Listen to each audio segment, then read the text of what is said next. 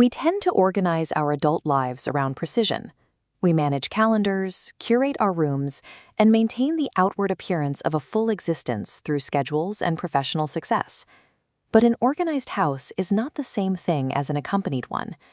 A hidden gap often sits between the efficiency of your routine and the actual warmth of your home. When you return to an empty house, the silence doesn't offer rest. It acts as a mirror, reflecting your own fatigue and the fact that the rooms are indifferent to your presence. A pet's physical arrival immediately breaks that static energy. Paws cross the floorboards. A body waits by the door with total, unguarded expectation. The nature of the space changes the moment they cross the threshold. The silence in the hallway is no longer empty. It is reserved for a relationship. This 3D blueprint represents a standard floor plan. When a dog or cat moves in, they overlay an invisible map across these rooms, an emotional architecture that dictates where the household actually lives. The front door gathers a new psychological meaning. It becomes a site of reunion, where the animal's path of waiting meets the human's path of return. Each animal leaves a different footprint. A dog claims wide, active radii across the center of the floor, following the movement of the family. A cat claims specific, elevated nodes, windowsills and shelves, creating vertical points of observation and quiet company. Think of a hallway used only to walk from the bedroom to the kitchen, a transit space. When a pet chooses that corner to wait for you, they turn a functional passage into a destination. They anchor the house to shared emotional needs. We often view our daily chores as a series of burdens. We cook, clean, and manage the house out of necessity, treating repetition as a drain on our time. Pet care reorders that logic. Filling a bowl, walking a dog in the rain, or brushing a coat provides a grounding anchor for the day. These acts provide a structure that is difficult to ignore. Affection is built through these unglamorous, repetitive movements. Love stays abstract until it is forced to take a physical form through the daily discipline of providing care.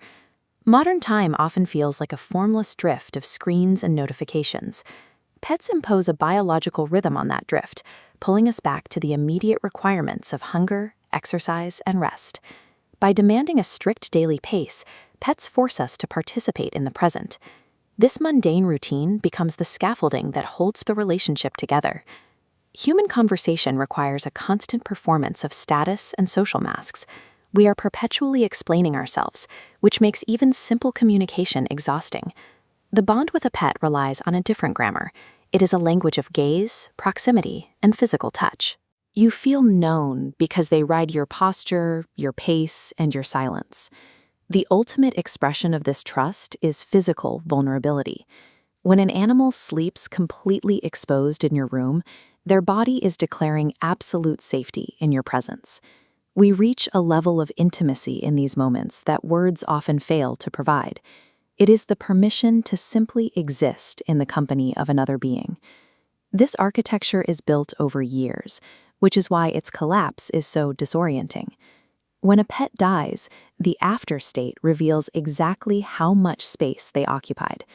The physical house remains identical, but the hotspots of meaning extinguish. The rooms revert to a sterile grid of walls and furniture. Grief manifests through phantom routines. You instinctively reach for a leash that isn't there. These habits prove the silence has become sharper. The severity of this emptiness confirms the pet's role. They functioned as the load-bearing pillars of the family's daily identity. Knowing that this heartbreak is a certainty, why do we continue to build our homes around them? They teach us that love matures through the steady discipline of showing up. It is a daily practice of noticing and answering the needs of another life. Life feels empty without them because they expose a profound human need to be useful to someone else. A home is only complete when that capacity for care has a place to go.